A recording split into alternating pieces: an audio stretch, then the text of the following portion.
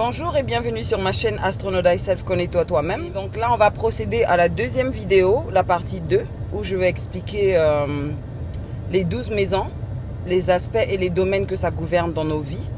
On va aller de la maison 1 à la maison 12. Faites très attention à ce que chaque maison représente, parce qu'il s'agit des aspects des vies de chacun de nous. Voilà. Quand je vous parle de pleine lune ou de nouvelle lune, vous allez savoir quelle est la maison qui est en train de vivre un changement sur les 4 semaines qui suivent, ou des maisons qui vont vivre un changement sur une période de 6 mois quand il s'agit des éclipses. La première maison, c'est la maison de notre ascendant, elle est ici. Voilà. Donc quand je dis par exemple éclipse solaire dans le signe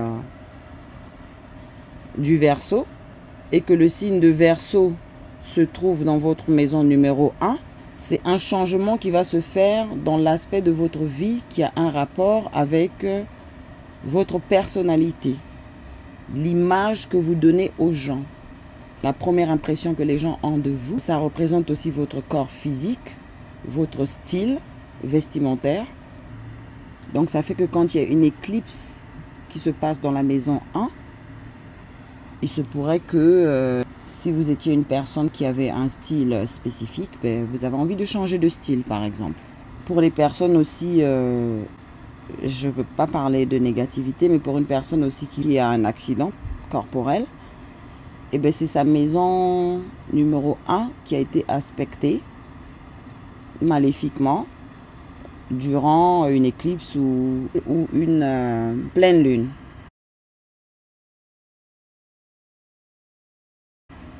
Ça dépend.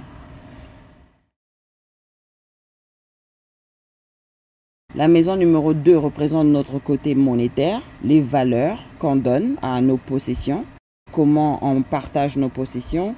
Ça représente tout ce qu'on arrive à acquérir matériellement durant le long de notre vie. Ça représente notre self-esteem, c'est-à-dire notre estime de soi, notre sécurité matérielle. Ça représente aussi nos talents. Donc ça fait que quand il y a une pleine lune ou une nouvelle lune qui touche votre maison 2, c'est tout ce que je viens de citer qui va changer. La maison 3 représente notre intellect, ça représente notre manière de nous exprimer, notre manière d'écrire, notre manière de s'éduquer. Ça représente nos frères et sœurs, nos cousins, nos cousines, nos oncles, nos tantes, notre environnement. C'est-à-dire quand une pleine lune ou une nouvelle lune touche là, ça peut faire que si jamais il y a deux épiciers ou comme on dit chez nous des grocery stores dans le quartier et qu'il y a un chez qui tu avais l'habitude d'aller, ben après une pleine lune, tu décides d'aller chez un autre. Tu ne vas plus chez le premier. C'est des petits exemples basiques que j'essaie de donner pour simplifier les choses. Donc je parle le plus simplement possible afin que tout le monde puisse arriver à comprendre. La 4e maison représente notre héritage, ça représente la famille, ça représente notre vie privée, comment on se ressource émotionnellement à la maison. Ça représente la fondation familiale, c'est-à-dire comment tu as été élevé. Ça représente nos émotions, ainsi de suite. La 5e maison représente notre créativité. Ça représente notre procréation, c'est-à-dire nos enfants. Ça représente notre manière de nous réjouir, nos loisirs. Ça représente aussi notre romance, les plaisirs. Et on peut voir aussi son côté paternel, disons son père. On peut On peut arriver à interpréter ça aussi à travers cette maison. Donc quand il y a une éclipse ou une pleine lune, nouvelle lune qui se produit dans votre maison 5, c'est tout ce que je viens de citer qui vont avoir un changement. On va passer à la maison 6. La maison 6 représente notre santé. Donc quand une éclipse ou une pleine lune touche ce côté-là, c'est là où il va y avoir un changement. Ça représente les services qu'on rend aux gens. Ça représente aussi notre vie, les choses qu'on fait au quotidien. Ça représente aussi votre manière de vous nourrir, votre manière de prendre soin de vous et vos habitudes quotidiennes. Voilà.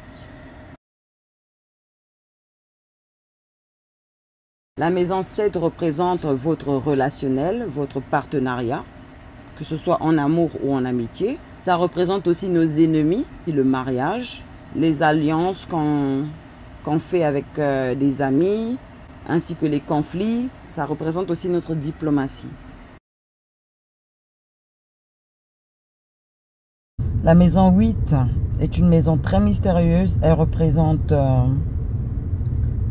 la mort, la renaissance, votre vie sexuelle, votre transformation spirituelle, tous les mystères de votre vie, les choses cachées, les sentiments profonds, les expériences intenses, et ça représente aussi les taxes ou les impôts. La 9e maison représente l'éducation supérieure, la haute spiritualité, les grandes pensées philosophiques de la vie, la religion, nos hautes croyances ou l'expansion de notre mental, les voyages internationaux. C'est-à-dire que quand il y a une pleine lune ou une nouvelle lune qui touche votre maison 9, c'est tout ce que je viens de citer qui va avoir un changement. Soit il y a quelque chose qui va se terminer dans cette maison ou quelque chose qui va naître. La 10e maison représente tout ce qu'on a accompli, c'est-à-dire les trophées qu'on arrive à acquérir dans notre boulot, les augmentations de salaire par exemple, les changements de poste dans le travail, c'est-à-dire si on vous a fait avancer ou si on vous a rétrogradé dans votre vie professionnelle. Ça représente aussi les choses à long terme, ça représente votre autorité, ça représente la manière que le public vous voit, de votre vocation, votre statut social. En gros, ça représente votre vie professionnelle. La maison 11 représente les collègues de travail, les cercles sociaux dans lesquels on rentre, les organisations, les choses auxquelles on s'associe en groupe. Quelqu'un qui gagne par exemple au loto, c'est dans la maison 11 qu'on va arriver à interpréter ça. Ça représente aussi les rêves accomplis, les profits soudains, l'abondance, les revenus et les communautés. Vous pouvez tout développer avec votre imagination, je vous donne juste des mots-clés. La maison 12 est le royaume invisible, c'est la maison du poisson.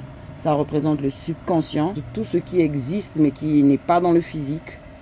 Comme les rêves par exemple qu'on fait quand on dort. Ça représente les peurs qu'on a, tout ce qui est enfoui dans notre subconscient. Ça représente la haute intuition et les pouvoirs médiumiques qu'on a. La maison 12 représente aussi la prison, l'hôpital et l'isolement. C'est-à-dire quand on s'isole des gens, quand on décide qu'on ne veut plus voir les gens pendant un moment, c'est la maison 12 qui a été touchée lors d'une pleine lune, une nouvelle lune ou une éclipse. Voilà. Donc maintenant vous connaissez les aspects des 12 maisons et j'espère que ça va vous aider au niveau des éclipses. C'est des vidéos que vous pouvez regarder quand vous voulez. Vous pouvez aussi faire des recherches sur ça. Et ça va apprendre à mieux vous connaître et avoir moins de surprises chaque fois qu'il y a des éclipses ou des nouvelles lunes. Voilà, donc on a fini avec notre vidéo. J'espère que ça vous a apporté quelque chose. Maintenant, chaque fois que je mets des posts, même si je ne les mets pas tout le temps, quand je mets des posts des éclipses ou des pleines lunes et nouvelles lunes, vous allez arriver à savoir quel est l'aspect ou le domaine de votre vie qui va changer dans les 4 semaines, s'il s'agit de pleine lune et nouvelle lune, ou des éclipses. Voilà. Et aussi partager la vidéo avec les personnes que vous connaissez qui aimeraient bien se connaître ou qui sont très ouverts d'esprit ou qui aiment bien l'astrologie. Et aussi pour ceux qui n'aiment pas l'astrologie. Et vous pouvez me joindre sur ma page Facebook, Astronaut Thyself, connais-toi toi-même. Vous connaissez le reste, je suis aussi sur Instagram et Twitter. Abonnez-vous à ma chaîne. Je vous remercie infiniment. God bless you all and love you all. Peace.